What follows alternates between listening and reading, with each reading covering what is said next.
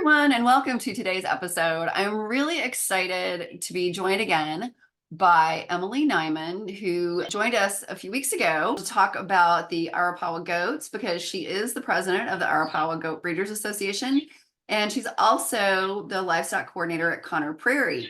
And after we finished recording that episode, we started talking about selling goats through our websites. And so many people contact me and ask me, how do I sell my goats? And all of them get sold through my website, which I have had for close to 20 years now. And so Emily and I were talking about that, like the importance of having a good website and good photos on the website. So that is what we're going to be talking about today. Welcome back to the show, Emily. Thank you so much. I'm excited to talk about websites and everything that kind of goes into it. Yeah, I was so excited to find out that you're a professional photographer. And so you are, in addition to talking about websites, we're going to tell people how to take really amazing photos of their goats to make them easier to sell. Absolutely. Let's get started with the websites. Now, unfortunately, when most people ask me about my website, I'm like, well, it's a WordPress site, which is not, I mean, it's pretty user-friendly, but not the most user-friendly thing out there. We've had a website since back in the day when they had to be hand-coded with HTML. So for me, moving to WordPress was like, oh my gosh, this is so easy. However, for some people, they want something even easier. And I understand you have experience with some of the more user-friendly websites. Can you talk about that? Yeah, so I personally have experience with Wix. That was how I actually got started with the Arapaho Goat Breeders Association. Was our previous website wasn't super friendly, and so I had reached out to the association being like, "Hey, I have some experience with website building through this website platform. Is there any chance that I could help the association make a new page that would be a little bit more user friendly?" Because it had all the information out there, it just wasn't easy to navigate. And so the nice thing about this platform, and I know that there's other platforms similar to it, is that you can basically drag and drop things onto the different pages. And if you have any sort of questions, they have a customer service that you can talk to. They even have the ability for you to pay someone through the company to actually build the website for you, but they have a bunch of templates that you get to go through. And you can be like, I really like this page, but I don't like this other page over here. And so you can copy and paste things. If you have an old website, you can just move it over to Wix too. It is such a user-friendly website. That's awesome. And I know quite a few people who also use Squarespace and who also said that it's really user-friendly too and easy for people to get started on that. So let's talk about some of the things that people need to have on their websites. I know, to me, one of the big flashing red lights, big red flags for a scammer's website is that you go on there and all they have are pictures of baby goats, which they've stolen from other websites. So somebody who's a legitimate breeder is like really proud of their breeding stock. So one of the things that's real important to have are pages with your breeding stock on there and to talk about things like for me, I'm breeding dairy goats. So I talk about the milk production of the moms, because if you're going to buy a doe, you want to buy a doe from a mom who's got good milk production. And if you're buying a sire, you really want that to be true. And so I definitely focus on that. I also focus on personality, because you want a goat that's going to jump on the milk stand for you and not do pirouettes on the milk stand while you're trying to milk her.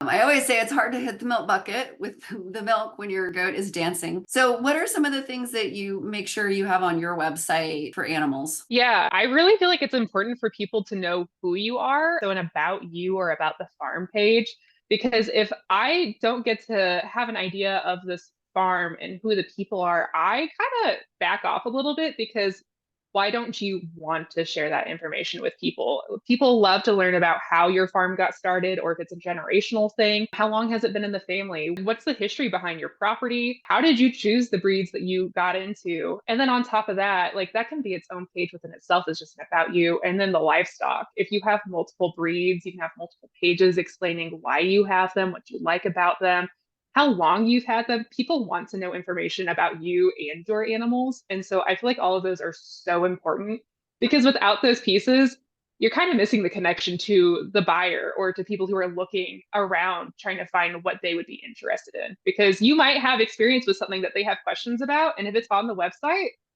That's super great because now they can go ahead and skip those questions and get straight into asking like the good stuff. Yeah, exactly. I also have a page on my website that talks about terms of sale.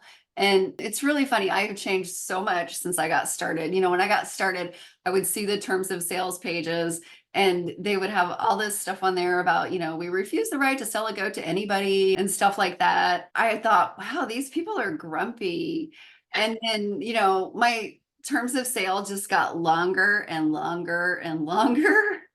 Every year that I raised goats for like probably the first 10 years, I would wind up adding several sentences to the page based on something that happened, like after about 10 years, we had a doe that was 9 years old and had a C-section.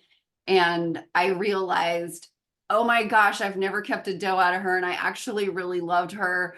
And so I wound up canceling a reservation, which I had never done before. But I did it because I'm like, I don't know if she's going to be able to be bred again. And I really want a daughter from her. And I just realized I never kept one, so I added a sentence about that like we have the right to change our mind and keep a goat in case something extraordinary happens. What are some of the things that do you have a terms of sale page? So I don't, not for the museum, but I know that I do have like a bill of sale that I like to send to people prior to, so that way they have an idea of like what they're agreeing to for when they purchase livestock from us. But when I've helped other people build their websites, I try to give them a template and I'm like, you can absolutely change this in any way, shape, or form that you want. But I feel like it's important for it to be out there because those things do happen. And like you said, as you go through different transactions, you learn what else to put on there. And so it's not like a cookie cutter, one size fits all kind of thing. It needs to be for your operation. But looking at other people, I know I was looking at some Oberhalsies the other day, and this terms of sale page that I saw was phenomenal. And she was like, so many people look at this and they get turned around and they don't like it because it does seem very like, we do have the right to refuse the sale. And so people will back off. But then there's people like me who are like, I absolutely love this. And there's stuff in there about the health of the goat, if they guaranteed anything or didn't guarantee anything. One of the things in there was that they had the right to collect semen on their own cost from any bucks that they sold, up to so many straws. And I hadn't seen that anywhere, but for them, that was super important for them to have in their terms. Oh, wow, that's cool. Yeah, I've never seen that before either, but I Mhm. could definitely see that because if it was a situation like what I mentioned earlier, you have a goat that you sell a buck out of her when she's only 3 or 4 years old, and then a couple years later you realize, wow, I really love her, and she's had nothing but does. Because some goats will do that. Some goats just seem to have a thing where they just throw does, does, does, or bucks, bucks, bucks forever. Hmm. And so I have had goats where they only threw two or three of one gender their whole life. And you wished that, wow, I wish I would have kept a goat earlier out of this animal. And so being able to collect semen from one that you sold is a great way to bring those genetics back. Yeah, absolutely. I had never thought of that before either, but I was like, that is really smart. It really is. Yeah, yeah, definitely. We also have a herd health page where we talk about all of the disease testing that we do on our farm so that people are aware of that, which I think is really important. We did a whole episode on here about biosecurity testing. I also have multiple pages, and yeah, I think you kind of touched on this earlier about additional information about goats. So like I have got a page about goat milk and all the fun things we do with our goat milk, like making cheese and soap and goat FAQs. And then I link out to my Thrifty Homesteader website for more elaborate answers to people's questions about housing and feeding and all that kind of stuff, as well as I link to my podcast so people can get more information too. Because when people buy my goats, I want them to have good information to take care of them well after they take them home. Yeah, I feel like it is really important to have those, especially links to similar styles to how you raise your livestock. So that way, when the animals move, people have an idea of how they've already been raised. So it's an easier transition. But it is really fun because on some of these websites, you can have like a little e-commerce. So if you do goat milk soap or goat milk lotion, or it doesn't even have to be goat related, but like you can have little links to a little store on your own website It doesn't have to be anything big, but then that's your own products that's being advertised just in different places throughout the website. Yeah, I'm so glad you mentioned that because we don't actually have that on our goat site, but we have it on our farm website, links to products that people can buy from us. And most people don't need to have two separate websites. We went a little website crazy, back 20 years ago, and we created one for the farm and one for the goats, but you can definitely put your products on there that people can buy from you. So the big thing about your website that is so incredibly important are the photos. And that is what we started talking about a few weeks ago when we had our first recording, was the importance of taking good photos. I know I have seen a lot of people post photos where they're just standing across the barn from the goat and they're standing up at their full height, taking a picture of the goat so that you really can't see anything about the goat's conformation. You can't see anything about the length of body, the depth of barrel, any of that stuff. So do you want to give some tips on taking good photos of goats? Absolutely. So, if people don't know this about me, I love photography. I got started taking pictures around the age of 10. And then once I got started with livestock or being in the ag industry, I was about 15. I really loved to take photos of the animals. And I was horrible. I mean, if I look back at those pictures, they are the worst pictures I have ever taken. But I have learned from those pictures. And so, one of the best things that you can do is just go out with your animals and just practice taking photos. Because at some point, you're going to kind of figure out what you're looking for. But specifically with animals, you want to be on their level because, like you said, if you are too high above, you can't see anything. And so there's some pictures of me where I'm crouched down or I'm even laying on the ground because with my breed, they're pretty small, so I need to get down pretty low. And you want to be taking pictures towards the middle of the animal or just a little back towards their hip. I like kind of the show style, if you will, of how animals are posed, but I will not put my hands on the animal. If I have a second person, you can kind of have them help walk them into a position. So that way, like their front legs are a little offset. So you can see both legs. You can clearly see if there's any structural issues there. And with the back legs, you do still want them offset. You can either have them straight together or you can have the back legs where the leg farthest away from you is up a little bit because it kind of shows off that hip a little bit. But making sure that you're on their level and at the side of the animal. You don't want to be up above. You don't want to be in front of them. You don't necessarily want to be behind them unless you're taking an udder photo. But that will give you a really good idea of the top line of the body, what kind of flank they have, how their neck looks, because that's all really important stuff when you're buying goats. Yeah, exactly. I know one time somebody had some pictures, a buyer, she was new, and a buyer asked for photos, and she was holding the goat and had her children take pictures of holding the goat, the babies, which obviously that does not work because you can't see anything. But she was new, so she didn't know what they were looking for, like maybe she thought they were just looking at the color or something. And that's really like not important. Like if you're breeding goats, unless you're breeding eye candy, which some people are, if you're breeding goats for meat or dairy or whatever, you need to be seeing what the animal looks like, what their conformation looks like, and if they've got good dairy conformation or good meat conformation and all that kind of stuff. I know when I got started, I thought there was something wrong with people who had udder pictures on their website. I'm like, that is weird. Why do they have pictures of their goats' udders on the website? But again, it was because I was new and clueless and did not realize the importance. Like, this is a dairy goat. I had the naive idea that, like, oh, all goats produce milk. I didn't realize there were good producers and bad producers, and goats with good mammaries and bad mammaries. And after a few years, there's no way I would have bought a goat without seeing what its mother's udder looked like. So for people who are selling dairy goats, you definitely need to include photos of the mother's udder. And you want to do it too just before you milk her, when she's got like 12 hours of milk in there, not when she's been nursing kids all day long, because that doesn't really show you much about her capacity or the shape of her udder, or even if she has good attachments. I know one thing that has really helped me with taking photos is figuring out what time of day to do it.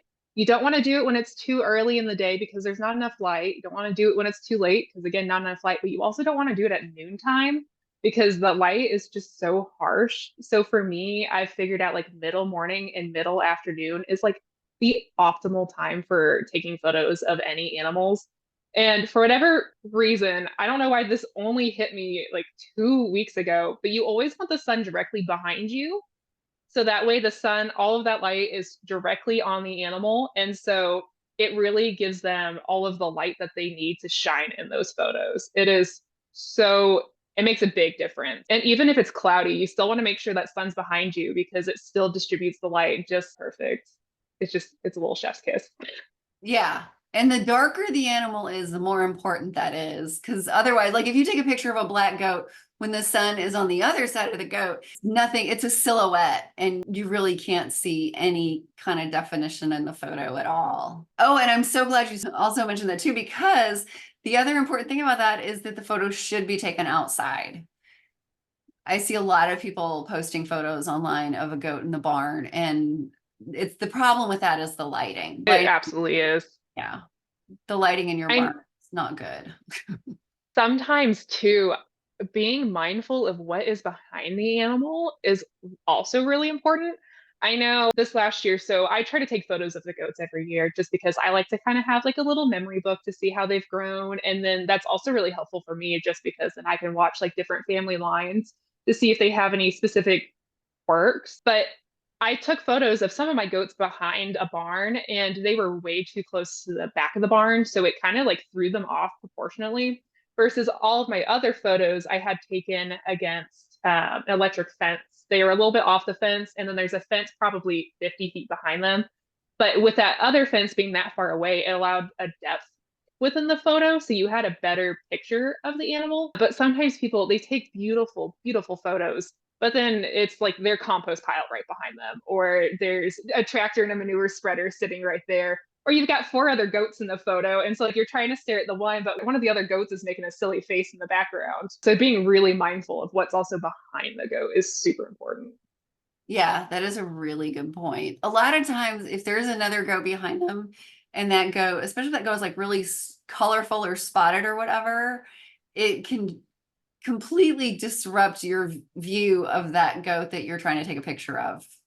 You're like, hold it, where does the goat's neck end? And it can make them look unproportional or and just all kinds of weird things. I think one of the challenges for people is that they think that they're going to go out and they want 3 pictures of their goat and they're going to take 3 pictures of the goat.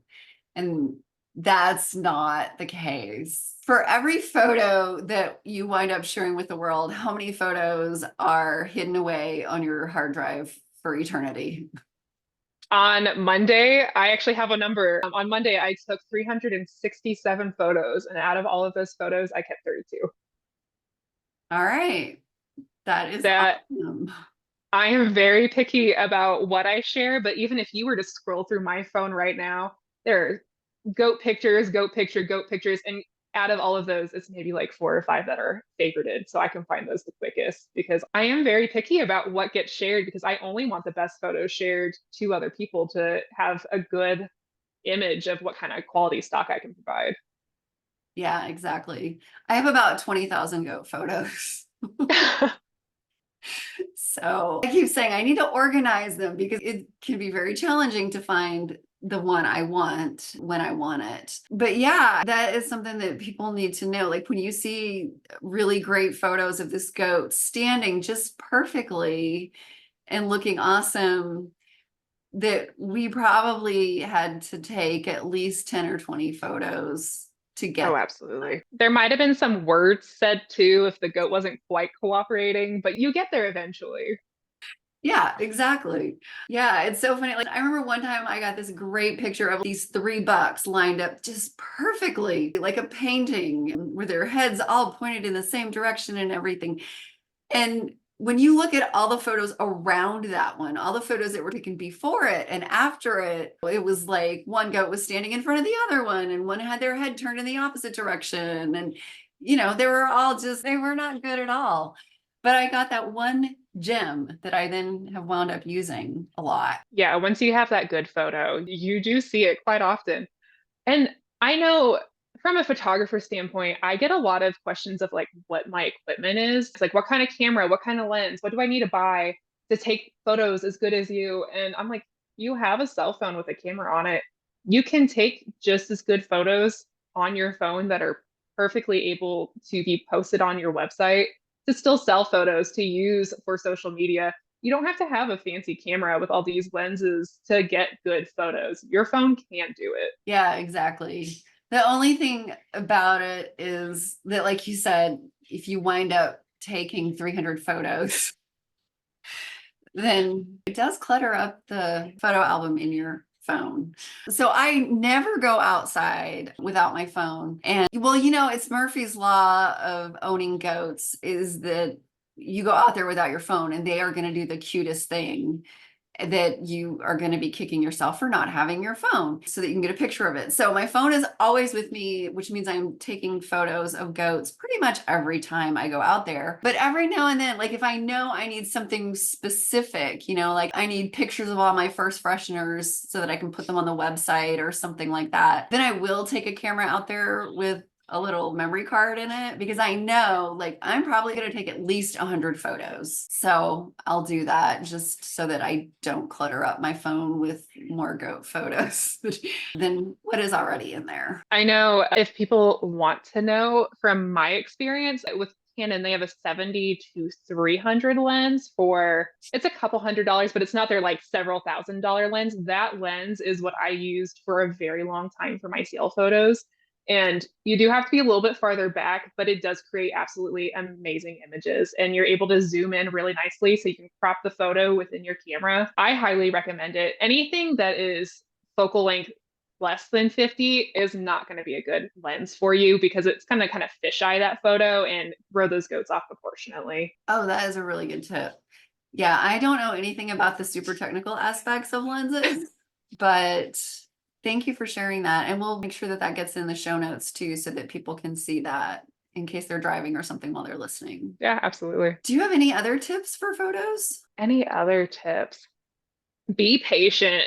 Oh my gosh, I get impatient very quickly. I think any of my friends would tell you that. But taking photos, especially if you're trying to get good photos for sales, for websites, for social media, sometimes they can be really quick, but you do have to plan sometimes. I know for us, for our photo day, I plan an entire day for it.